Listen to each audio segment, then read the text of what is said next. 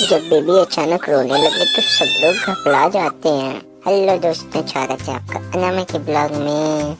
Channel को subscribe और करते हैं आज का ब्लॉग शुरू। तो आज भी मेरी सुबह हंसते खेलते हुई थी और ना आज जब मैं सुबह आया तो मैंने देखा कि एक पार्सल आया हुआ है।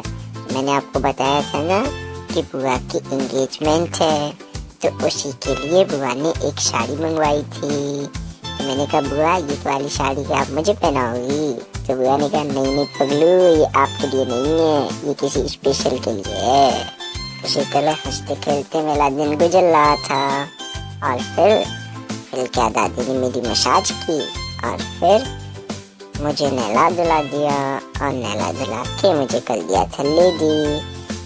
दादी ने मुझे नए नए कपड़े भी पहना दिए थे और तभी मुझे ना अचानक से बहुत तेज से रोना आ गया और फिर मैं जोर जोर से रोने लगा।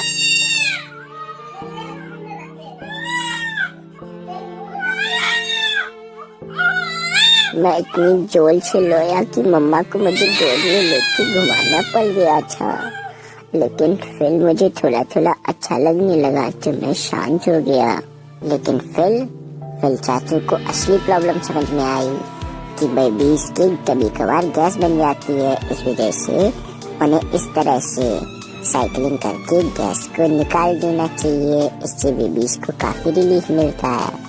फिर ना चाचू ने मेरी काफी मदद की थी गैस निकालने में और फिर जब मेरी गैस निकल गई तो फिर मुझे बहुत अच्छा लग रहा था और फिर मुझे आ गई थी निन्नी। हाँ दोस्तों, जब पेट खाली हो गैस से और भरा हो दूध से तो आती है नींद। फिर मैंने दूध पिया और मैं सो गया।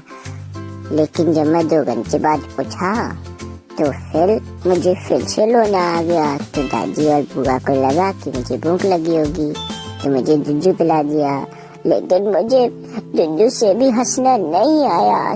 तो फिर चाचा और मम्मा शाम को ही मुझे लेके हॉस्पिटल के लिए निकल गए थे और जब हम रास्ते में जा रहे थे तो मुझे रोना नहीं आ रहा था और मैं शांति से बैठा हुआ था। और फिर रास्ते में ना हमारी गाड़ी रुक गई क्योंकि सामने बहुत सारी गाड़ियां लगी हुई थी, इस वजह से। और फिर फाइनली हम लोग पहुंच गए हॉस्पिटल। हाँ दोस्तों, उसके बाद चाचू ने मुझे गोद में उठाया और हॉस्पिटल की तरफ चल दिए। लेकिन हमें क्या पता था कि हॉस्पिटल में कुछ ऐसा हो जाएगा।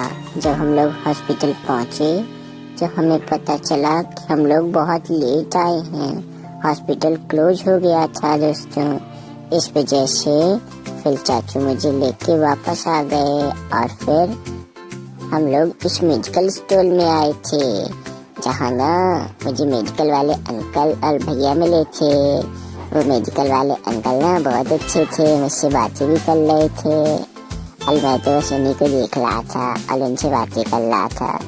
और आपको पता है फिर ना मैंने वहाँ दबा ली और मैं बहुत खुश हो गया और फिर मैं घर वापस आने लगा और फिर हम लोग ऑटो पे बैठे और ऑटो वाले भैया ने फुल स्पीड में गाड़ी चलाई और फिर रास्ते में हमें मिली ढेर सारी दुकानें, सब्जी की दुकानें, ढेर सारी सब्जी की दुकानें।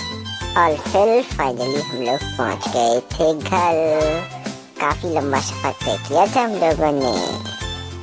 आओ मैं आप लोगों को दिखाता हूँ डॉक्टर ने कितनी ढेर सारी दवा दी है मुझे। सबसे पहले ईयर ड्रॉप, क्योंकि मेरे कान में खुजली होती थी। उसके बाद ये एक सप्लीमेंट है फॉलिक एसिड का, बेबीज के लिए इम्पोर्टेंट होता है। और ये शायद बुखार के लिए है। और ये पेट में दर्द होता है ना कभी कभार, बच्चों की गैस वगैरह हो जाती है, तो ये दोनों दवाएं उनके लिए हैं। और ये वाली दवा कहाँ गई, आखिरी वाली दवा ये रही। ये वाली दवा बेबीज के लिए तब है जब बुखार आए। बाय बाय दोस्तों, मिलते हैं अगले ब्लॉग में।